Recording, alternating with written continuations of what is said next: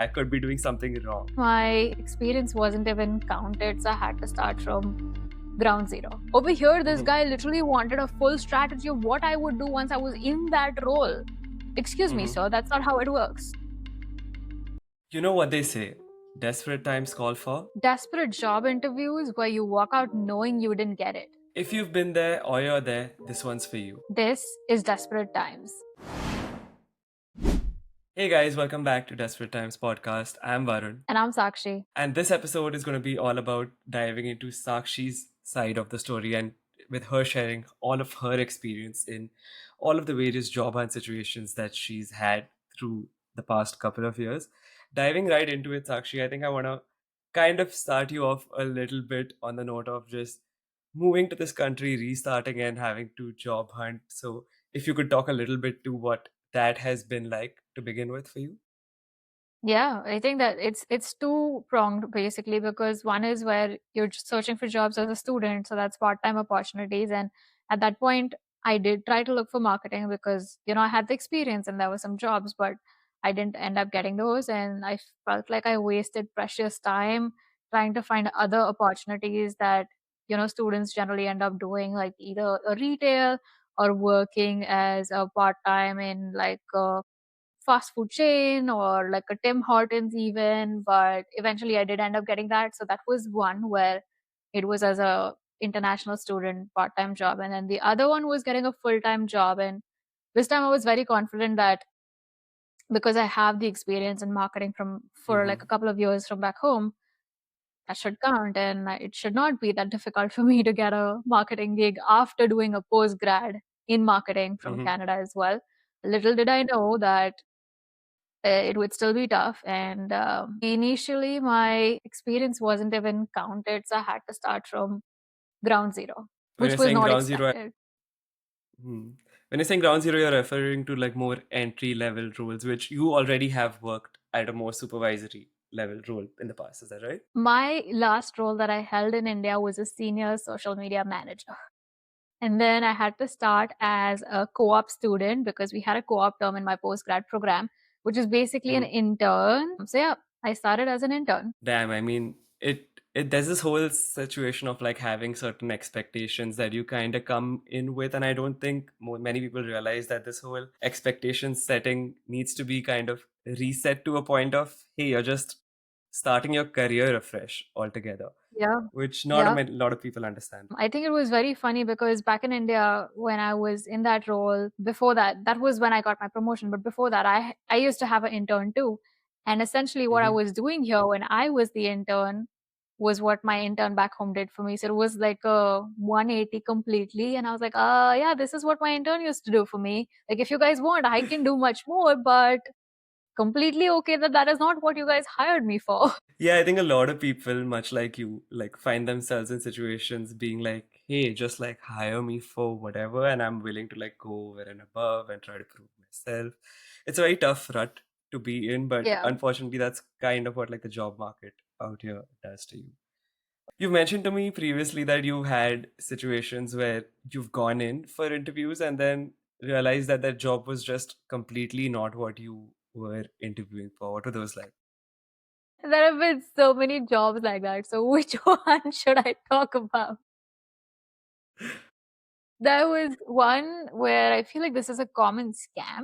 I honestly am saying Okay. scam because if your job description does not match what the person is interviewing for, the title, then it's a scam. If the company is, you can't find it on the internet, they don't have a proper online presence or even a physical presence where the Mm-hmm. same company is using like two, three different names, I would Mm-hmm. say that's a scam. So I had a couple of those where those were titled as like marketing assistant or marketing coordinator, but the interview was so bizarre because they would have like a group interview where there are a couple of people.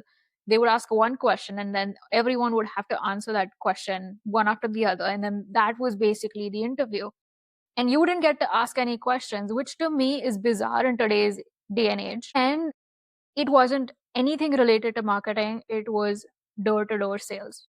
So you were literally knocking on people's door trying to sell a particular product. It was mostly telecommunications, just because I feel like these guys outsource it to these agencies and they just try to loop Mm-hmm. people in, saying marketing because that sounds more enticing than saying door to door sales or salesperson.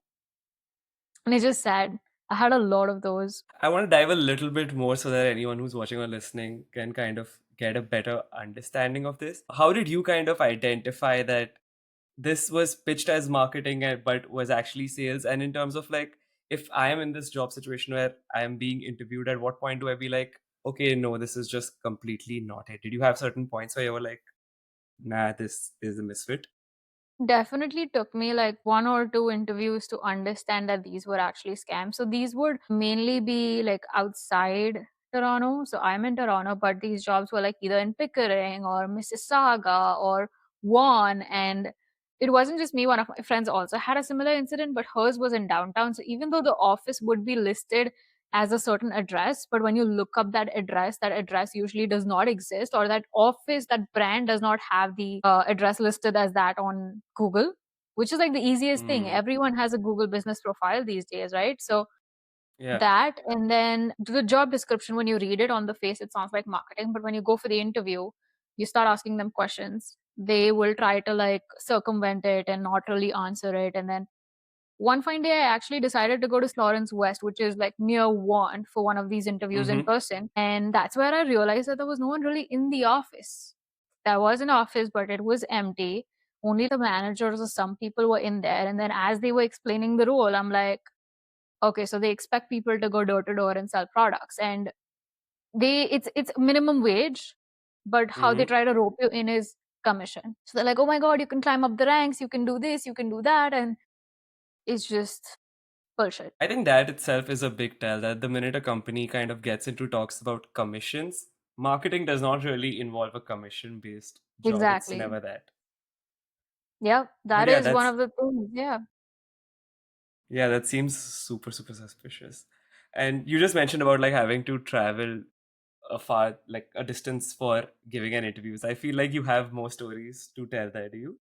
Yeah, those were legit though, like some of them were, some weren't. There was Mm-hmm. one where I had to travel to the headquarters at Burlington, and this was for one of the very big restaurant chains for their marketing, and that was legit. I went to through a couple of rounds, but in the end, I don't know, they didn't give me a proper reason for rejection, and sometimes that's the thing, they don't really give you any kind of feedback. A lot of times, actually. So that, and so yeah, I traveled to Burlington for that. I wasn't afraid to travel just because, oh my God, I need a job. So I'm giving an interview, right? So you have to kind of Yeah. travel. So that. And then the other one was in one. And that was an issue because they were expecting me to come in with a whole strategy build out for them. It was an interview, Damn. but they wanted me to do homework and build Mm. a strategy and a presentation out and then present it as my interview. And I'm like, excuse me, sir, this work is not to be done for free. If you want a Yeah. strategy, you should pay for it. This is an interview Mm-hmm. to get to know my skill set, not to get free strategy from me. So I didn't prepare a strategy. And he's like, oh, you don't have a presentation? And I'm like, no, I don't have a presentation. Like, if you have any questions, I mean, feel free to ask them. But no, I do not have a presentation. I'm so done with that, honestly. Yeah, I fully agree. I feel like there's so many more ways people can really test your knowledge, your skill, your creativity, as opposed Yeah. to just like giving an assignment altogether, specifically one that's like asking you to build an overall strategy. And I've also had like personal experiences where some in some interviews like they've gone and being like, okay, you're taking a social media role, so now you gotta like give us 5 creative ideas based on current trends that you can make reels or TikToks on. And I'm like, okay, so basically you're gonna send this to like 15 more people and then eventually gonna get multiplying number of ideas for that, and then you're just gonna pick and choose and make your whole fucking content calendar out of this. You're basically Yeah. employing people to do interviews but getting your whole month's worth of content from them. Honestly, I mean, 5 is a little excessive. I get the point of assessments. You're sending maybe like a couple of them, or maybe Mm-hmm. you're not asking to create like a whole post or whatever, but just an idea to understand that the Mm-hmm. person actually understands the brand and can, work for it. Not creating it, but just like an idea. Over here, this Mm-hmm. guy literally wanted a full strategy of what I would do once I was in that role. Excuse me, Mm-hmm. sir, that's not how it works. Yeah, I fully agree. And I've been, okay, in situations I've had in the past as well, I've been in the seat of like having to interview juniors, and as a copywriter role, the only way you can, and if someone's coming in with no experience, the only way you can judge them is to probably give them an assignment of sorts. But even Yeah, out there, I feel like a lot of companies are a little more cautious of like, don't ask for specifics, because the more you're asking for specifics, the more it's going to seem suspicious to the person who's like giving that interview or assignment, exactly. right? Like you just want to understand their style, give them like a blanket option or give them something very on the surface that, I mean, if you're interviewing for that role, it should be easy for you to understand what criterias are you judging that person on, right? Like getting into the specifics is just no, not happening for free. And how did this particular interview then end up, the one that gave you this whole assignment? Did you not go through with it, or what was it like? Well, I actually don't remember who rejected who, but in my mind, I had rejected him already. So it didn't matter at that point because I'm like, yeah, no, Mm, I can't work for this guy. Not happening. And it was such a waste because I mean, I guess I learned a thing or two that should not fall mm-hmm, for these kind of things because I had to travel all the way to one, then back again, and then that whole interview scenario. And I felt like I was put in an impossible situation where this guy's like, "Oh, you don't have a presentation?" And I'm like, "No, I don't have a presentation." So I had to stick to my mm, guns, right? Instead of being like, "Oh my God, I'm so sorry, blah blah blah," because that just makes you seem flustered then, and then you lose your confidence. You're already in an interview, so you're nervous as is.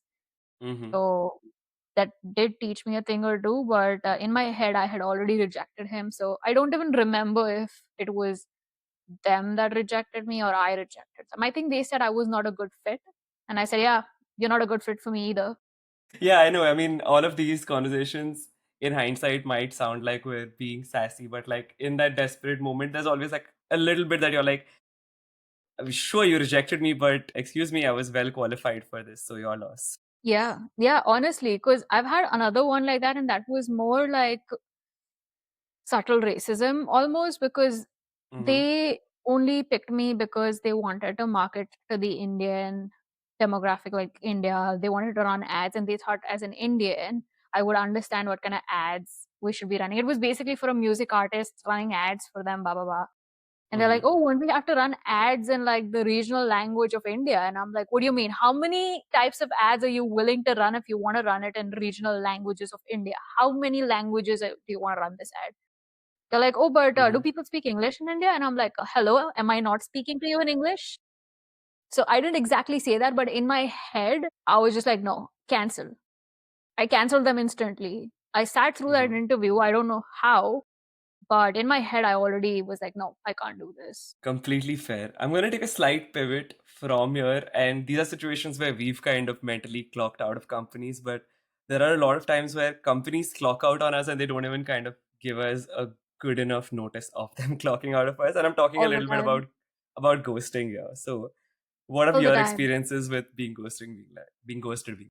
I feel like I've been ghosted too often than not. Like with ATS, especially nowadays, after application, I don't know how many people have I just gotten like a automatic rejection email from. So I would say Mm-hmm. that's ghosting because they haven't even really looked at the application. But the other kind of ghosting is when you've actually gone through some rounds and then you don't hear back. Mm-hmm. So I wouldn't say that was one that I was completely ghosted.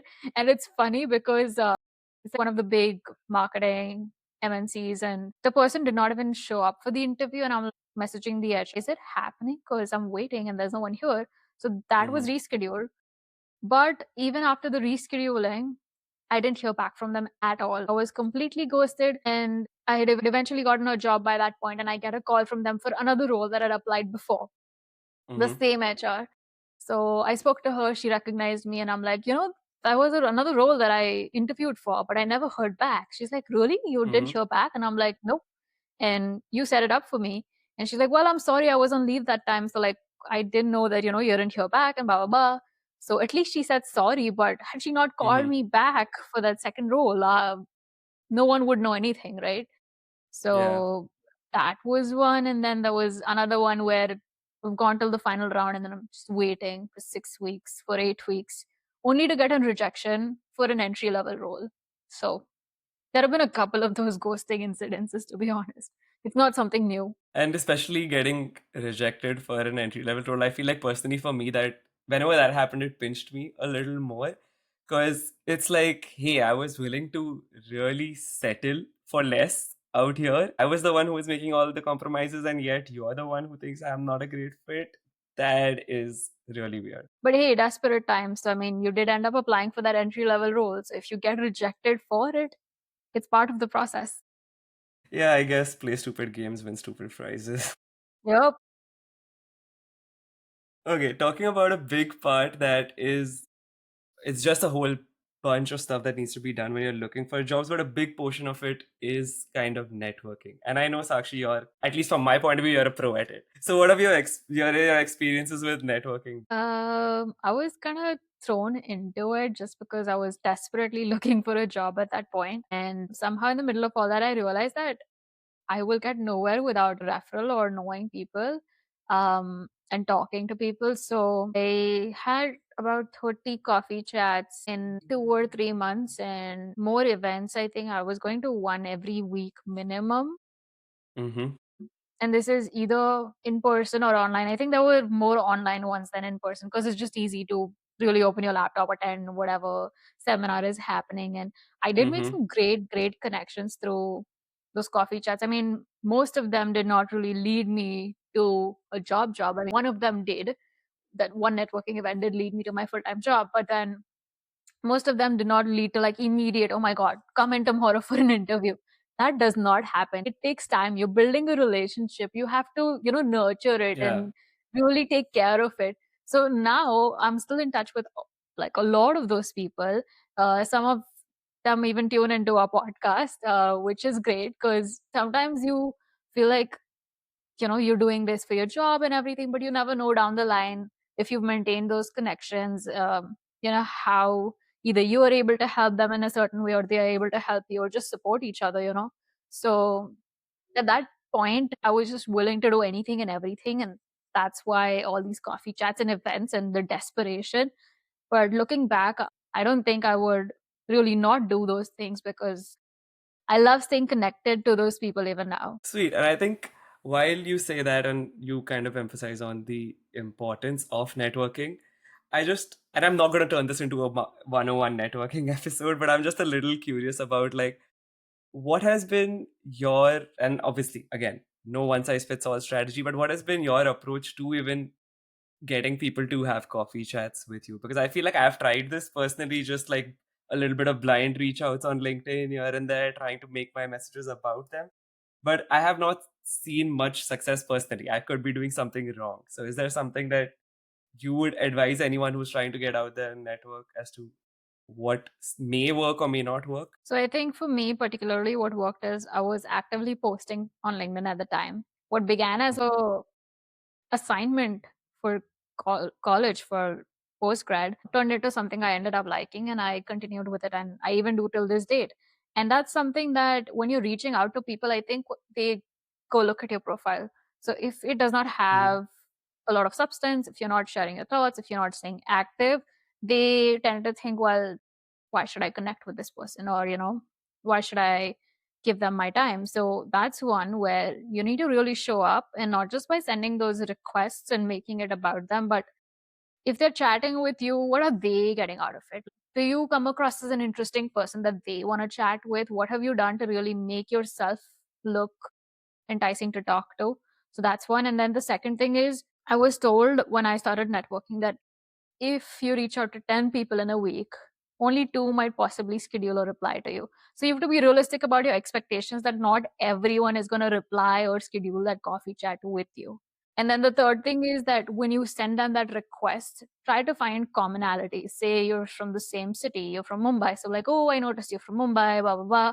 Say you went to the same college either here in India, Canada, or in India, or wherever your home country is. Or if you saw a post of theirs that really is interesting to you and you're like, oh, hey, I saw this post of yours. I really liked what you shared, blah, blah, blah.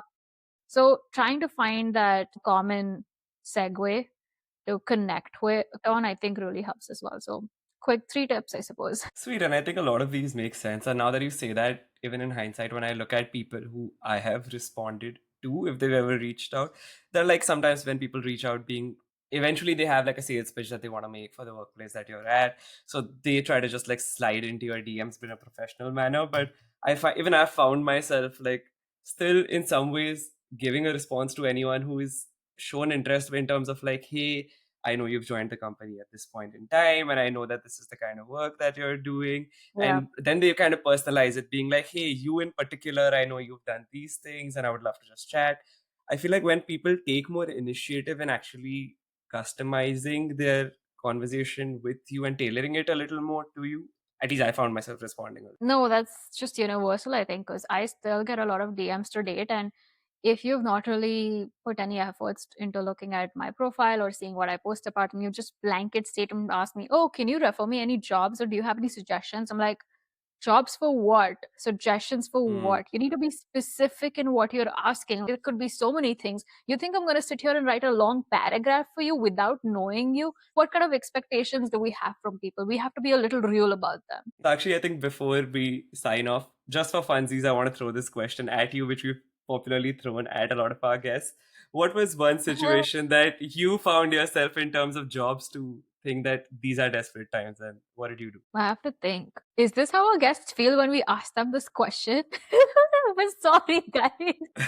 Maybe we'll send you all this question from before so you all can think about it because I am thinking right now of the Hmm. one desperate situation. I am really stumped. I guess I wouldn't call it one, but this happened a number of times. So I was interviewing for multiple roles at the same time, and this happened Hmm. quite a few times. So I went to the final rounds for all of these interviews that I gave, and in the end, I would end up getting rejected. And I always had two at the Hmm. same time, like happening, and it happened 5 times. So I had two interviews happening at the same time, went till the final round, rejected. Second time it happened, 2 rounds of this, two interviews. So this happened 5 times, and at the end, what ended up happening was that I was like, yeah, this is the same pattern. I interview for two companies together and I end up getting rejected from both. So is this going to happen again? Hmm. And I'd given up at that point, and that's when I got both of them. So it was Okay, sweet. desperate in a way that I was just I'd given up, that I didn't know what to do, but then it sort of worked out on its own. Sweet, sweet. But I think one thing that's important from what you mentioned, in your case, it's great. You were lucky that you were in a situation where you had two things that were ready for you while you were expecting none. But also, what a lot of people face is, and myself also, I've faced that I've had like multiple final rounds happening here and there. And from that, what I've kind of realized is a final round really means nothing at the end of the day. Until Nothing. you have a job, you don't have a job. So it's important to kind of Yeah. also keep applying even if you have reached a point. And that's a mistake that I made early on when I had those two Hmm. final round in the beginning, like the very beginning. So the 1, 2 I had stopped applying because I'm like, yeah, I give two final rounds, I'll get one of them. Did not happen. Yeah. 3, 4, same thing. 5, 6. It happened 4 times. So I gave 8 interviews that ended up in no, in batches of like 2, 2. So it hits you Hmm. harder because you're like, oh, at least I had to get one. So that was Yeah. kind of desperate for sure. Yeah, definitely. Giving 8 interviews back to back, especially final rounds, if anything, completely shows desperate times. Yep. So yeah. And it was always 2 at the same time. I'm like, what is this pattern of 2? Like it's good, but I don't get it. So Hmm. not really. On that note, I'm gonna wrap this episode up for you guys. I hope anyone who's watching or listening has taken some lessons from this or just enjoyed it, maybe. And if you did, go out there on all the platforms, whichever one you're listening to. If you're listening on an audio platform, leave us a rating there. Or if you're watching this on YouTube for that matter, do subscribe or leave a comment. Engage in whatever way you like. It's going to really help this video reach more people. Share So, this yeah. with someone who's looking for a job and needs networking tips. Yep, that's a good way of also looking at it. Yeah, thank you so much, guys, for watching this episode, and we will see you next week. Bye. Bye.